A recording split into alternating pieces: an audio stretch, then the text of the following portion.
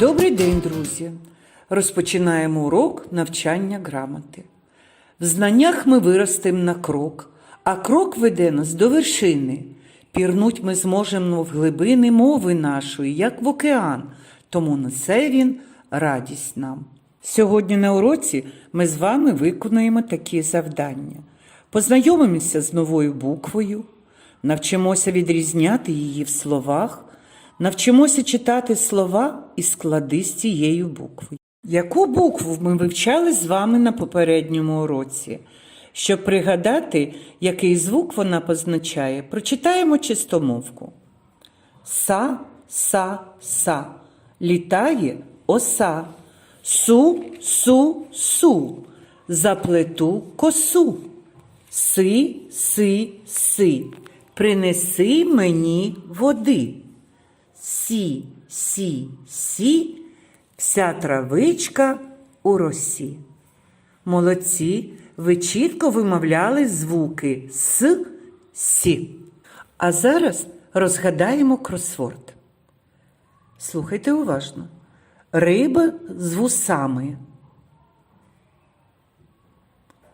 Друге питання. Птах, який вдень спить, а вночі полює. Третє.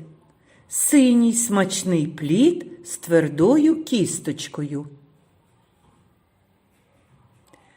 Четверте питання. Велика тварина з хоботом. Перевіримо, чи правильно ви заповнили кросворд. Так. Сом, сова, слива, слон. Скажіть мені, будь ласка, що спільного в цих словах? Так, вони містять всі звук «с». А яке серед них зайве? Так, слива. А чому?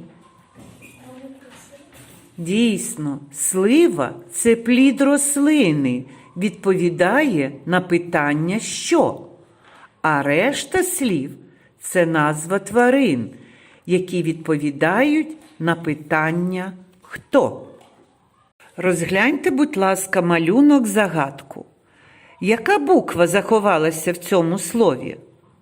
Так, буква «К». Яке слово утворилося? Дійсно, коса. Виділимо слова зі звуком «к» з потішки Ганни Чубач. Дивіться, будь ласка, уважно на екран і слухайте потішку. Куштувало козеня кущики колючі, і кричало козеня: «Ой, які кусючі! Є колючки тут і там, як його вкусити? Треба кущики кусючі косами скосити». Давайте вимовимо звук «к» всі разом. «К». Скажіть, будь ласка, чи створюється перешкода під час її вимови? Так. Який же це звук за звучанням? Дійсно, він приголосний, твердий, глухий. Зверніть увагу, діти, у попередньому завданні загадці ми впізнали слово «коса». Що воно означало в цьому випадку? Так, дійсно, це дівоча зачіска із волосся. А от тепер подивіться, у потішці чим можна скосити колючі кущі? Так, косою. Тільки в цьому випадку ми маємо ручний інструмент, яким косять траву. Такі мовні явища інколи зустрічаються в українській мові. Давайте розглянемо приклади таких явищ. Тільки що ми з вами говорили про косу, дівочу красу, і коса, якою косять траву. Подивіться на другу пару. Ми маємо слово «коло». Воно може мати значення «коло», яке утворили діти під час гри. І коло – геометрична фігура. Подивіться ще на одну пару. Ручка. Прилад для письма. І ручка – маленька дитяча рука. Значення таких слів ми можемо зрозуміти лише в контексті речення. А тепер давайте пограємо у гру «Яка смачнюща буква К». Назвіть, будь ласка, плоди, які містять звук К. Картопля, морква, капуста, яблуко, огірок, квасоля. Тут ще намальована цибуля. Так, вона зайва, тому що вона не містить в собі звуку К. Яка звукова модель відповідає слову квасоля? Розгляньте її. На якому місці в слові знаходиться звук К? Так, на початку слова. Давайте ще раз вимовимо цей звук. К. Який він? Так, твердий, приголосний, глухий. Вчимося чітко вимовляти звук К. Чистомовка. Ко. Ми купили молоко. Ку. Мама сіє муку. Ки. Достигають грушки. Кі. Білочки прудкі. Ви добре попрацювали. Час і перепочити. Фізкульт – хвилинка. 1, 2. Час вставати. Будемо відпочивати. 3, 4. Присідаймо. Швидко втому проганяймо. 5, 6. Засміялись, кілька раз понахилялись. Зайчик сонячний до нас завітав у світлий клас. Будем бігати, стрибати, щоб нам зайчика впіймати. Прудко зайчик утікає і промінчиками грає. 7, 8. Час настав повернутися до справ. Настав час познайомитися із буквою, яка позначає цей звук. Буква К. Ой, яка вона швидка! Наче хлопчик, знявши руку, витинає гопака. Подивіться, діти, уважно, на що схожа буква К. Тут і кактус, тут і клоун, тут і котик, тут і гавиня, яке розкрило свого дзьобика. Буква К може бути друкованою і рукописною. Розглянемо таблички. Прочитаємо таблички по рядочкам. Перша таблиця. Читаємо всі разом. К, ко, ку, ки, кі. Другий рядочок.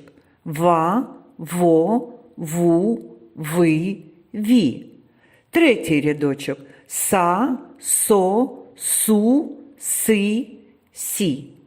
А тепер завдання ускладнюється. Діти першого ряду прочитають ці слова, ці склади стовпчиками. Читаємо швидко. Ка, ва, са, ко, во, со, ку, ву, су, ки, ви, си, кі, ві, сі. Молодці, діти. Звернемо увагу на другу табличку. Тут нам пропонуються обернені склади. Читаємо їх всі разом, по рядочкам. ак, ал, ас, ік, іл, іс, ик, ил, ис. А тепер завдання для другого ряду. Прочитайте швиденько стовпчики цих складів. Молодці. А тепер завдання для третього ряду. Читаємо слова, які складаються із двох слів. Око, іка, укі, аку. Молодці. Читаємо стовпчики слів. Мак, лак, клас, квас, маска, ласка, косив, носив. А тепер самостійно прочитайте тільки підкреслені склади.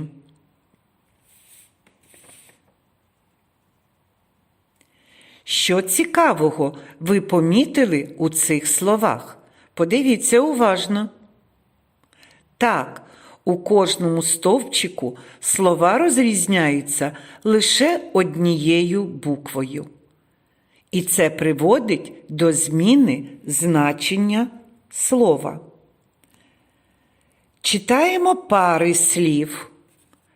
Кокос, кокоси, онук, онуки, маска, маски, кавун, кавуни, кіоск, кіоски, миска, миски. Чим відрізняються слова? Так, перше слово вказує на один предмет, друге слово – на багато предметів. Прочитайте, будь ласка, самостійно тільки підкреслені частини цих слів. Молодці! А тепер прочитаємо імена дітей. Калина, калинка, Аліна, Алінка. Подивіться, діти, уважно. Це імена дітей. Перше – це повне ім'я, а друге – пестливе. Розглянемо малюнок. А тепер послухайте текст до нього.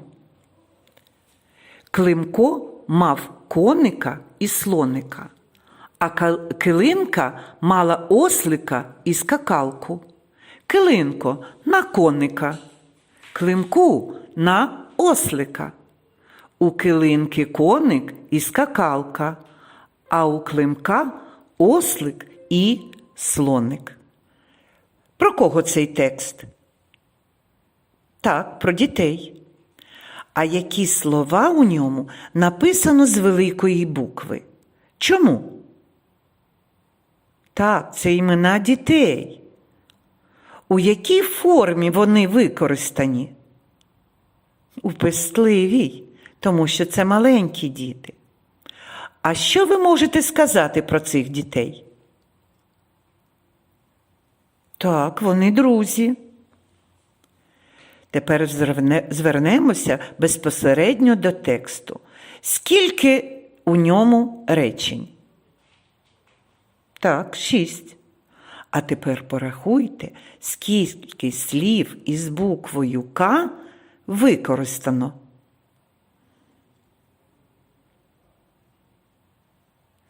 Дійсно, 16. Зверніть увагу. Деякі речення у цьому тексті записані в незвичайній формі. Перед ними стоїть тире. Ану, ми прочитаємо перше речення, перед яким стоїть тире. Килинко на коника. Друге речення, перед яким стоїть тире. Климку на ослика. Так записують бесіду двох осіб. Отакий вид тексту називається діалог. Ось і підійшов до кінця наш урок. Вибери, будь ласка, смайлик, яким ти оцінюєш свою роботу.